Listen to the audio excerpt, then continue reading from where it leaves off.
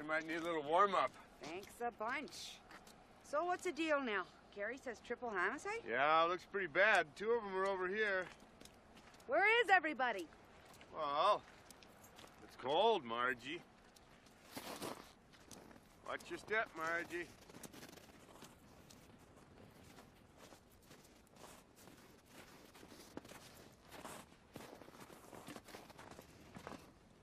Oh, jeez.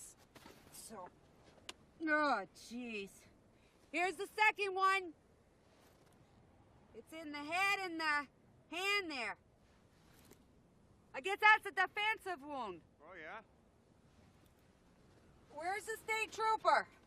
Back there, a good piece in the ditch next to his prowler. Okay. So we got a trooper pull someone over. We got a shooting. These folks drive by. There's a high-speed pursuit. Ends here, and then this execution type deal. Yeah. I'd be very surprised if our suspect was from Brainerd. Yeah.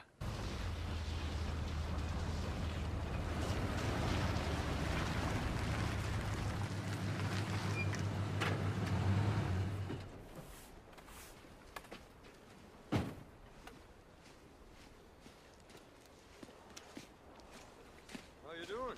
Mr. Mora? Yeah. Officer Olson. Yeah, righto. Well, so I'm tending bar down there at Eklund and Swedlin's last Tuesday, and this little guy's drinking, and he says, so where can a guy find some action? I'm going crazy out there at the lake. And I says, what kind of action? And he says, woman action. What do I look like? And I says, well, what do I look like? I don't arrange that kind of thing. And he says, but I'm going crazy out there at the lake. And I says, yeah, but this ain't that kind of place. Uh-huh. He says, oh, so I get it. So you think I'm some kind of jerk for asking, only you don't use the word jerk. I understand. Then he calls me a jerk, says last guy thought he's a jerk is dead now. So I don't say nothing. He says, what do you think about that? And I says, well, that don't sound like too good a deal for him then. You got that right. Yeah, he says, yeah, that guy's dead, and I don't mean of old age. And then he says, geez, I'm going crazy out there at the lake. White Bear Lake? Yeah, well, at Eklund and Swedlin, that's closer to Moose Lake, so I made that assumption. Oh, sure. Anyway, he's drinking at the bar, so I don't think a whole great deal of it. But then Mrs. Mora, she heard about the homicides down here and thought I should call it in, so I called it in. End of story.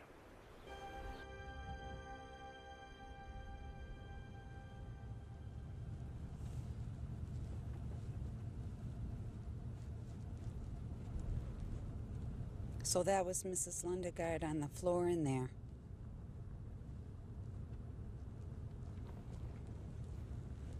And I guess that was your accomplice and the wood chipper. And those 3 people in Brainerd.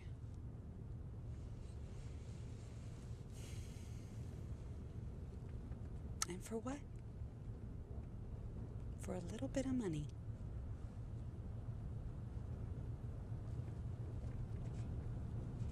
There's more to life than a little money, you know.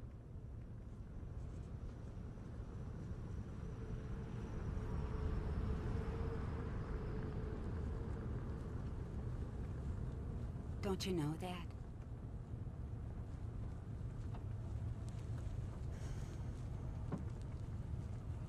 And here you are. And it's a beautiful day.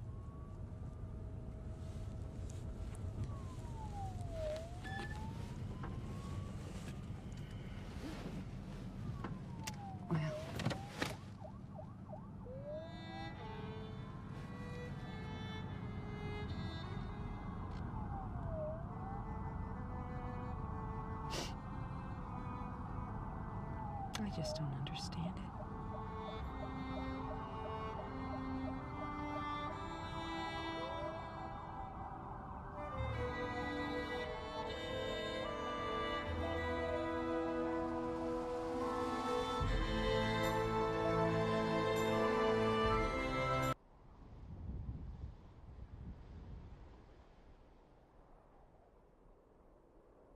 I was sheriff of this county when I was 25 years old.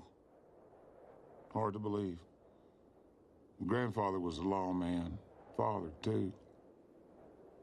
Me and him were sheriffs at the same time, him up in Plano and me out here. I think he's pretty proud of that. I know I was. Some of the old-time sheriffs never even wore a gun. A lot of folks find that hard to believe. Jim Scarborough never carried one. That's the younger Jim. Gaston Boykins wouldn't wear one up in Comanche County. I always like to hear about the old-timers. Never missed a chance to do so. You can't help but compare yourself against the old-timers. Can't help but wonder how they'd have operated these times.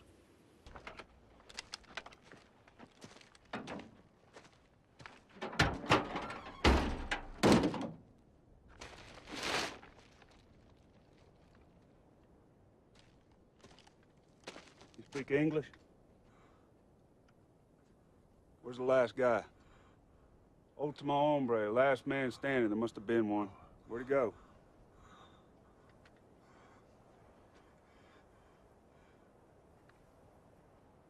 I reckon I can go out the way I come in.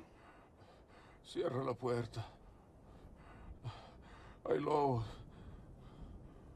Ain't no lobos.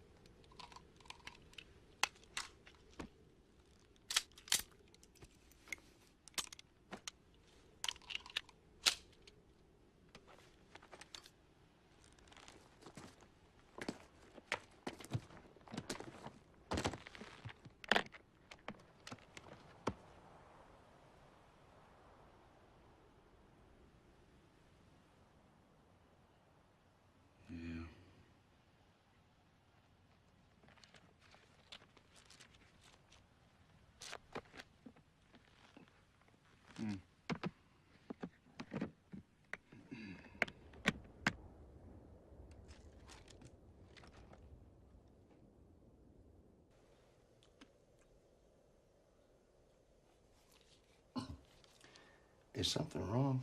With what? With anything. Is that what you're asking me? Is there something wrong with anything? Will there be anything else? You already asked me that. Well, I need to see about closing now. See about closing? Yes, sir. What time do you close? Now, we close now. Now is not a time. What time do you close? Generally around dark, at dark. You don't know what you're talking about, do you? Sir? I said, you don't know what you're talking about. What time do you go to bed? Sir? You're a bit deaf, aren't you? I said, what time do you go to bed? Somewhere around 9:30. I'd say around 9:30. I could come back then. Why would you be coming back? We'll be closed. Yeah, you said that. Well, I got to close now. You live in that house out back. Yes, I do. You lived here all your life? This was my wife's father's place originally. You married into it. We lived in Temple, Texas for many years. Raised a family there in Temple. We come out here about 4 years ago. You married into it. That's the way you want to put it. Well, I don't have some way to put it. That's the way it is.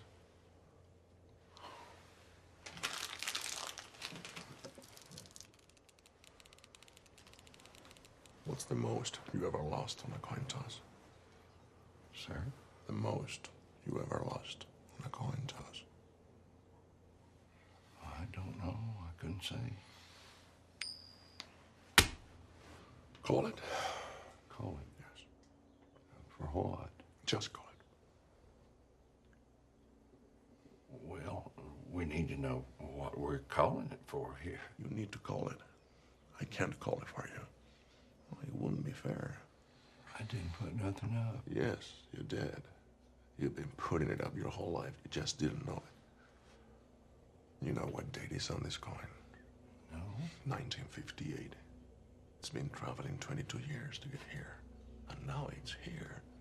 And it's either heads or tails. And you have to say, call it. Well, look, I need to know what I stand to win. Everything. How's that? You stand to win everything, call it. All right. Heads, then.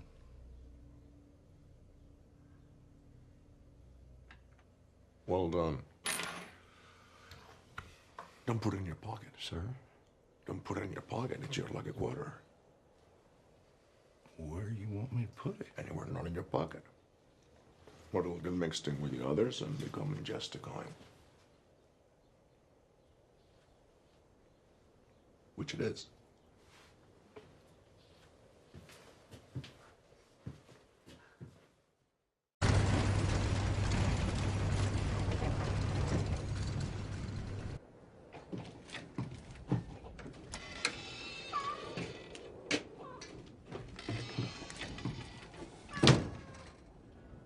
And back. How'd you know I was here? Who else would be driving up in your truck? You heard it? How's that? Did you hear my... You're having fun with me. What give you that idea?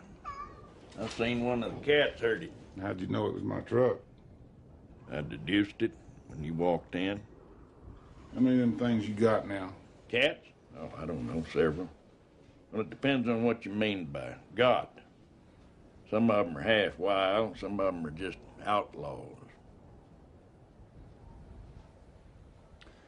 How you been, Ellis?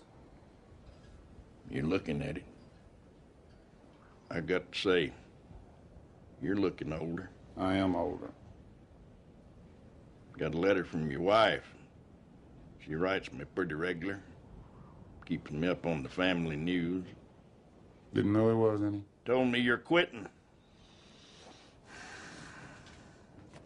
You want a cup? Appreciate it.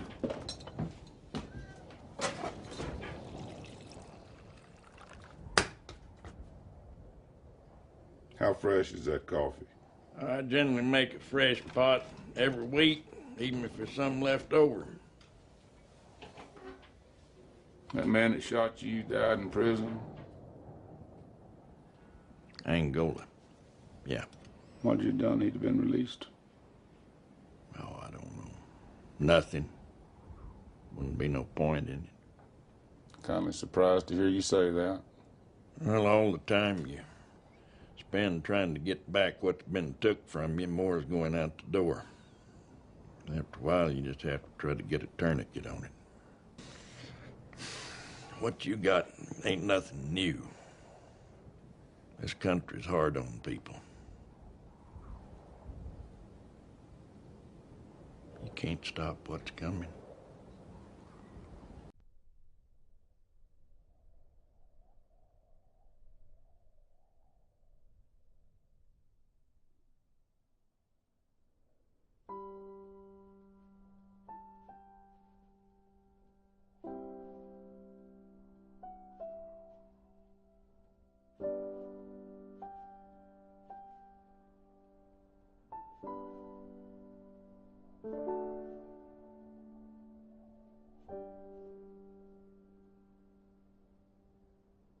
people did not give it credence that a young girl could leave home and go off in the wintertime to avenge her father's blood, but it did happen. I was just 14 years of age when a coward by the name of Tom Chaney shot my father down and robbed him of his life and his horse and 2 California gold pieces that he carried in his trouser band. Chaney was a hired man, and Papa had taken him up to Fort Smith to help lead back a string of Mustang ponies he'd bought. In town, Chaney had fallen to drink and cards and lost all his money. He got it into his head he was being cheated and went back to the boarding house for his Henry rifle. When Papa tried to intervene, Chaney shot him. Chaney fled. He could have walked his horse, for not a soul in that city could be bothered to give chase. No doubt Chaney fancied himself scot-free. But he was wrong. You must pay for everything in this world one way and another. There is nothing free except the grace of God. That is no part of it. Well, you have misjudged me if you think I'm silly enough to give you $50 and watch you simply ride off. I'm a bonded U.S. Marshal. That weighs but little with me. I will see the thing done. Goddamn deduction. Can't go after Ned Pepper and a band of hard men look after a baby at the same time. I am not a baby. Won't be stopping at boarding houses where there's warm beds and hot grub on the table. I'll be traveling fast, eating light. But the sleeping is done to take place on the ground. Well, I have slept out at night before. Papa took me a little Frank coon hunting last summer on the Petty Jean. We were in the woods all night. We sat around a big fire and yarn all told ghost stories. We had a good time. Coon hunting? This ain't no coon hunt. It is the same idea as a coon hunt. Don't come within 40 miles of being You were just trying to make your work sound harder than it is. Here's the money. Now, I am to get Tom Chaney, and if you are not game, I will find somebody who is game. All I've heard out of you so far is talk. I know you can drink whiskey and snore and spit and wallow in filth and bemoan your station. The rest has been braggadocio. They told me you had grit, and that is why I came to you. I'm not paying for talk. I can get all the talk I need and more at the Monarch boarding house.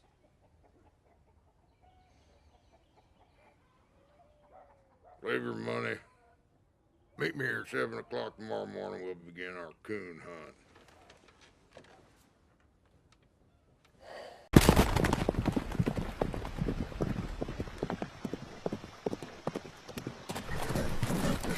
Is that Marshal Cogburn?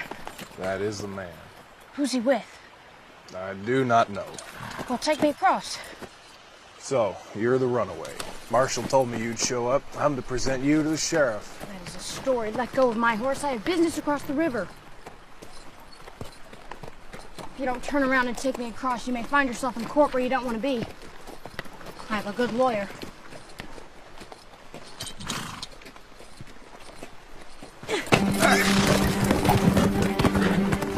Hey! Go, little Blackie. Come on.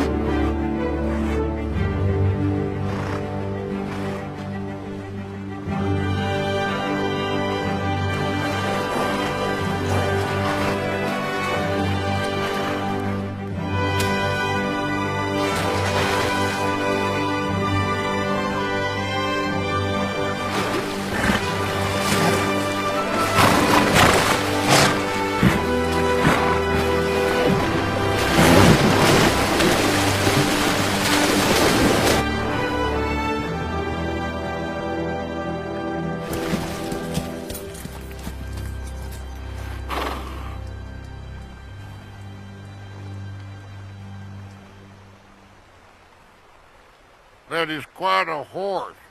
A quarter century is a long time.